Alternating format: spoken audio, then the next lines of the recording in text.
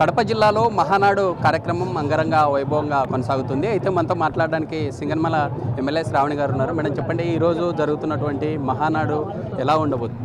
చాలా అద్భుతంగా ఉందండి. ఒక పండగ వాతావరణాన్ని, పసుపు మయాన్ని కడప జిల్లాలో చూస్తూ ఉన్నాము. రాయలసీమ వాసిగా డెఫినెట్గా చాలా సంతోషంగా ఉంది. మా అధినేత ముఖ్యమంత్రి నారా చంద్రబాబు నాయుడు గారు రాయలసీమకి ఇస్తున్నటువంటి ప్రాధాన్యత ఈరోజు ఒక తెలుగుతనాన్నే ఉట్టిపడతా ఉంది. అండ్ ప్రతి ఏటా కూడా అన్న ఎన్టీఆర్ జయంతి గారి సందర్భంగా మే నెలలో చేసుకున్నటువంటి మహానాడు కూటమి ప్రభుత్వం ఏర్పడిన తర్వాత మేము ఎమ్మెల్యే అయినాక మొట్టమొదటిసారిగా ఈ కార్యక్రమానికి ఉన్నాను. అండ్ చాలా గర్వంగా భావిస్తూ ఉన్నాను. అంటే మేడం, ఈరోజు జరిగే మహానాడు కార్యక్రమంలో యూత్కి పెద్దపీట వేస్తారు అని చెప్తూ ఉన్నారు. నారా లోకేష్ కూడా కీలకమైనటువంటి బాధ్యతలు అప్పచెప్పే అవకాశం ఉందని చెప్తూ ఉన్నారు. ఎలా ఉంది? మేమందరం కూడా అలా ప్రజల నుంచి వేచి చూస్తూ ఉన్నామండి. ఖచ్చితంగా మా లోకేష్ అన్న గారికి ఒక మంచి పొజిషన్ వస్తుందని కూడా మేమంతా కూడా నమ్ముతూ ఉన్నాము.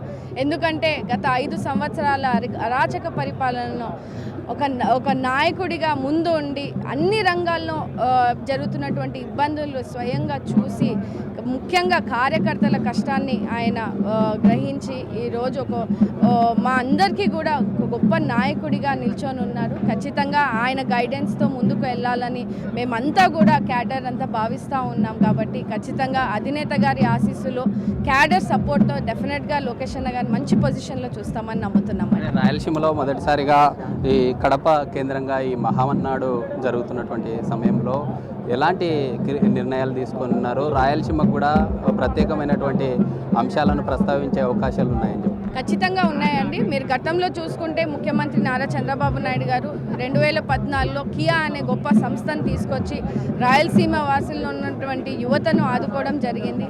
అప్పుడు వేసిన బీజానికి ఇప్పుడు కొన్ని వేల లక్షల ఉద్యోగాలు ఇప్పిస్తూ ఉన్నాము. అండ్ మళ్ళీ మనం రాయలసీమలో ఇరిగేషన్ ప్రాజెక్ట్స్ని కూడా గతంలో చంద్రబాబు నాయుడు గారు పనిచేస్తూ ఉన్నారు. గత 5 సంవత్సరాల్లో అవన్నిటినీ కూడా ఆపేశారు. కంపెనీస్ అన్నీ కూడా తరిమి కొట్టారు. అనంతపురం జిల్లా నుంచి జాకీ సంస్థని తరిమి కొట్టారు. అలా కాకుండా ఈసారి మన ముఖ్యమంత్రి నారా చంద్రబాబు నాయుడు గారు, లోకేష్ అన్న గారు చొరవ తీసుకొని సోలార్ ఎనర్జీకి ముందుకు తీసుకురావడము, రాయలసీమ ప్రాంతానికే కూడా నీళ్ళు అందించాలనే ధ్యేయంతో కూడా ఈరోజు మళ్ళీ ఆ ఇరిగేషన్ ప్రాజెక్ట్స్ అన్నీ కూడా రీస్టార్ట్ చేయడం జరిగింది. ఖచ్చితంగా ఇక్కడ ఉన్నటువంటి రైతాంగానికి కానీ యువతకి కానీ మంచి భవిష్యత్తు ఉందని కూడా ఈ సందర్భంగా తెలియదు. కడపలో మహానాడు పెట్టడానికి ప్రధాన కారణాలు ఏం చెప్పొచ్చు? అంటే ఇటీవల ఎన్నికల్లో కొంత కూటమి ప్రభుత్వం ఇక్కడ బలపడడం, రానున్న రోజుల్లో వైసీపీ ప్రభుత్వానికి చెక్ పెట్టే విధంగానే ఈ యొక్క మహానాడు ప్లాన్ చేశారంట. ఆంధ్ర రాష్ట్రం అంతా కూడా ఒక పసుపుమయం చూస్తూ ఉన్నామని. కడప జిల్లా మాది మీది కాదండి, అందరిది కడప జిల్లా. ప్రతి ఏటా కూడా అన్ని ప్రాంతాల్లో కూడా మనం మహానాడు చేసుకున్నాము. ఈ ఏటా మేము కడప జిల్లాలో చేసుకుంటా ఉన్నాం. అండ్ కడప జిల్లాలో మీరు చూసుకుంటే ఎక్కడ చూసినా పసుపు జెండా రెపరెపలాడుతూ ఉంది. అదేవిధంగా ఇక్కడ ప్రజలు ఇచ్చిన మ్యాండేట్ ప్రకారంగా మా కార్యకర్తలు కానీ తెలుగుదేశం పార్టీ కానీ ఇక్కడ ఖచ్చితంగా కంచుకోట లాగా చేసుకునే విధంగా కూడా మేము పనిచేస్తామని తెలియజేస్తాం.